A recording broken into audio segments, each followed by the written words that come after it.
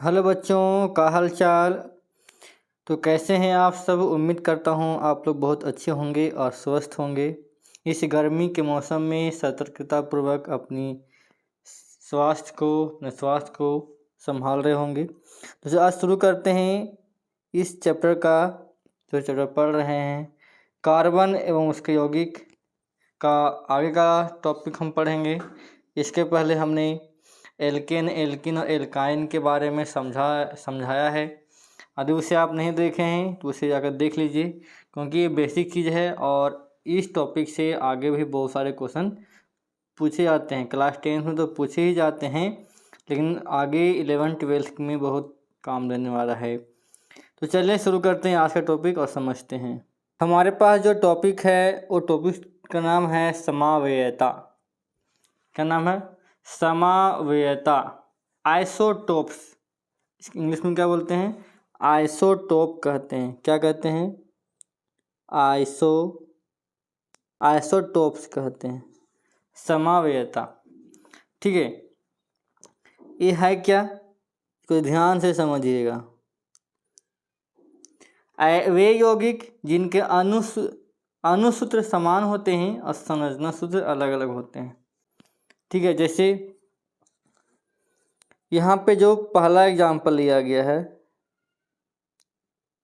ठीक है, वो है सो ब्यूटेन है।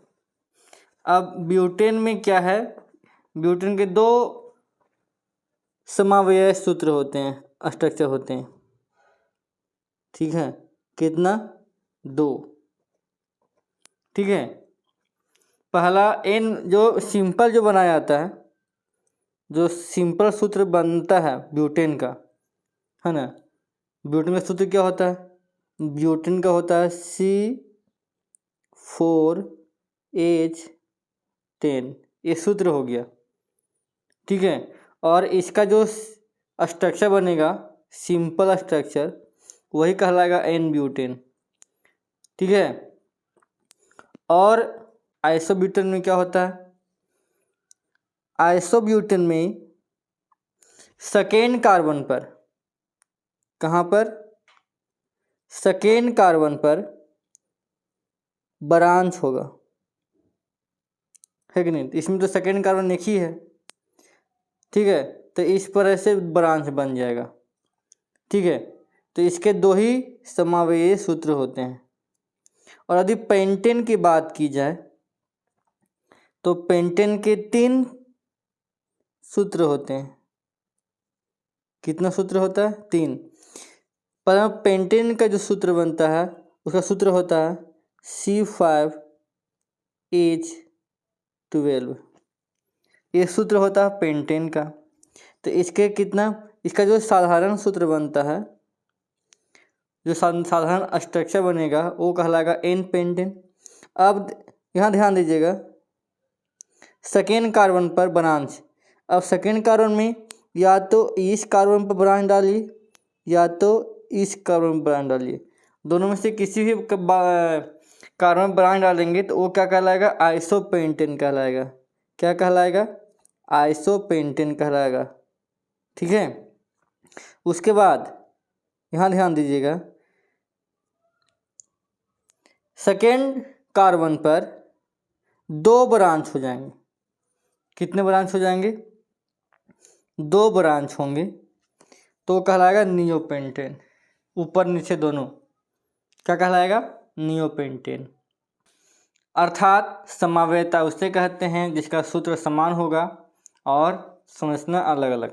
तो हमने क्या देखा, इन सभी में जो सूत्र है सबका सेम है, लेकिन स्ट्रक्चर क्या है? अलग अलग है। इन दोनों का जो सूत्र है, सबका सूत्र सेम है। इसका सूत्र हो गया C4H10, इसका सूत्र हो गया C5H12, लेकिन समझना क्या है? तीनों का अलग अलग है।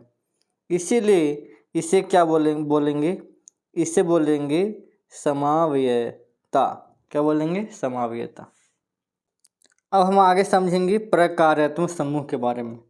इसको सिंपल में हम समझाना चाहेंगे, उसके बाद इसमें हम विशेष बात करते हैं, ठीक है। दो प्रकार्यात्मक समूह को समझने से पहले इसको समझते हैं। मान लीजिए कोई आदमी का नाम है मोहन, अब मोहन अधिक कुशवाहा है तो कुमार लगाएगा, यादव है न, तो यादव लगाएगा, राजपूत होगा सिंह लगाएगा, है न, साव लगाएगा। तो नाम तो है, तो मोहन कुमार अगर लग गया तो कुशवाहा हो गया। यदि मोहन यादव लग गया तो ये ऐसे यादव ग्रुप का हो गया। सिंह लग गया, मोहन सिंह लग गया तो ये क्या बन गया, राजपूत बन गया। मोहन साव बन गया तो ये ऐसे गुप्ता वगैरह में हो जाएगा, साव हो जाएगा ये। तो नाम एक ही है लेकिन टाइटल अलग अलग है, तो इसका जो गुण है, इसका जो लक्षण है वो चेंज हो गया।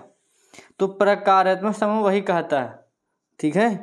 तो प्रकार्यात्मक समूह वही कहता है, ठीक है, कि एक ऐसा समूह, क्या है, एक ऐसा समूह जो करता क्या है, जिसमें यौगिकों को विशिष्ट गुण प्रदान करते हैं, उससे क्या कहते हैं, प्रकार्यात्मक समूह। समूह है, जैसे मोहन कुमार हो गया तो कुशवाहा हो जाएगा, मोहन सिंह हो गया माने राजपूत हो गया, मोहन पांडे हो जाएगा तो ब्राह्मण हो जाएगा।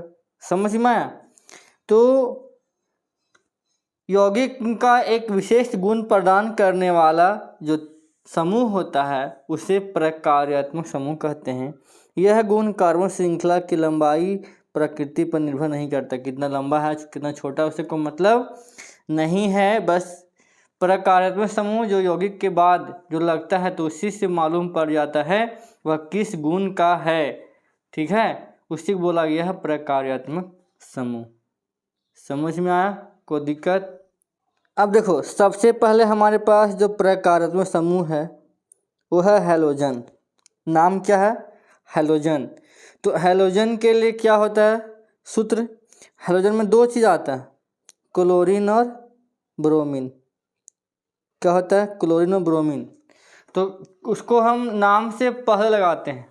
कब लगाते हैं, जब किसी यौगिक का नाम लिखते हैं तो उसका नाम से हम पहले लगाते हैं।